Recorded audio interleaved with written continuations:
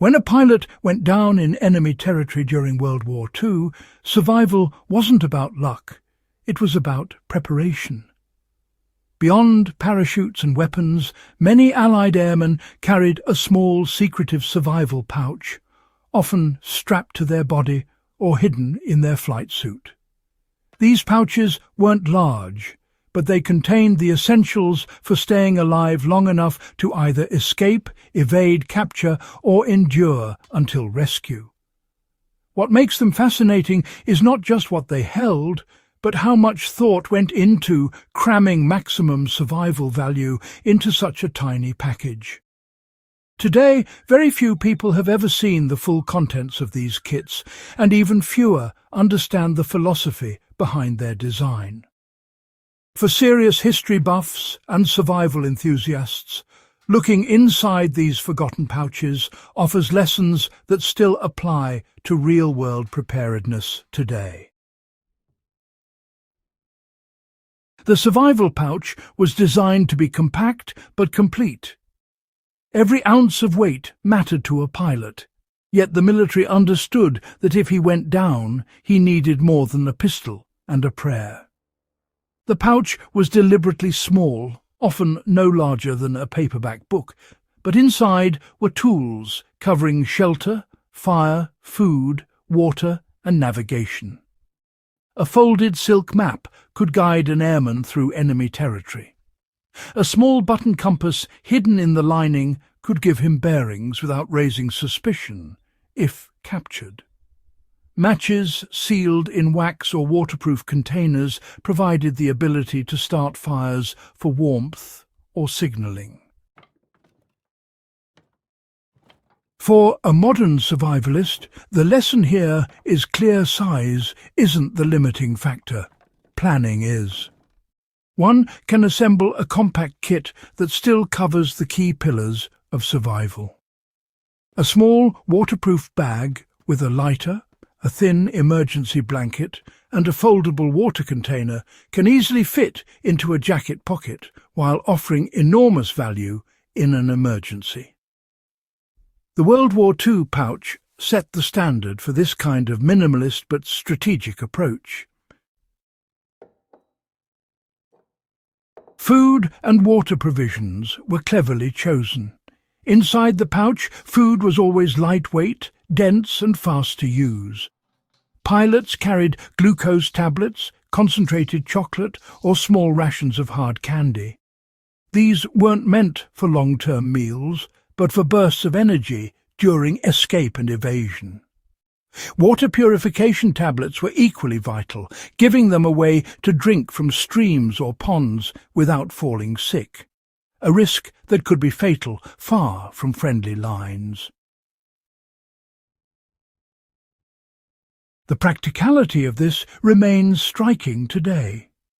If someone wanted to replicate the principle, carrying high-calorie but lightweight items like energy gels, electrolyte powders, or compact ration bars is far better than carrying bulky snacks.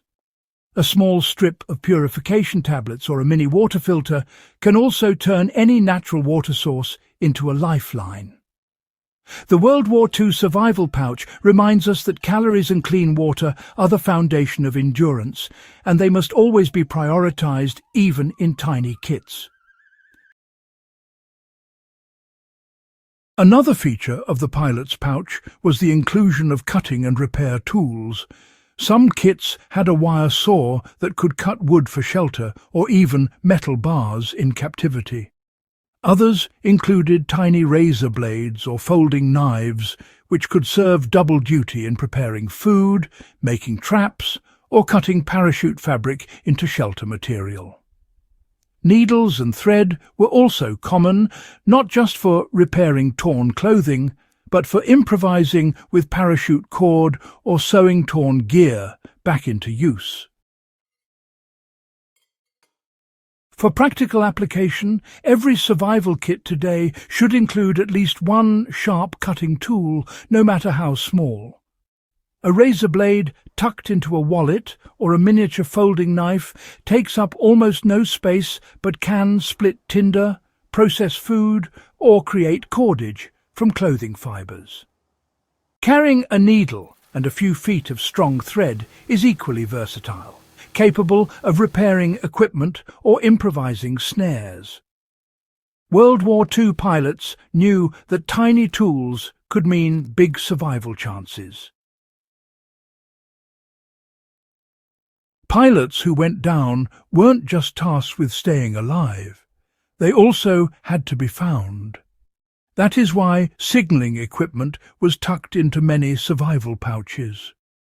Small mirrors were provided for flashing light during the day, and whistles could carry sound much farther than a human voice. Some pouches even included flare cartridges or brightly coloured fabric strips cut from parachutes to be spread on open ground as a signal. This principle translates directly to modern survival preparedness. Signalling is often overlooked by amateurs, but it can be the single factor that brings rescue. Adding a lightweight signal mirror, a whistle, or even a strip of reflective tape to a survival kit drastically increases visibility. A pouch that only focuses on food and shelter without including signalling is incomplete, something the World War II kit designers clearly understood. One of the most ingenious features of these kits was the use of stealth navigation tools. Silk maps were favoured because they folded small, made no sound, and didn't fall apart when wet. Compasses were often disguised as ordinary uniform items, sometimes built into buttons or hidden under collar pins.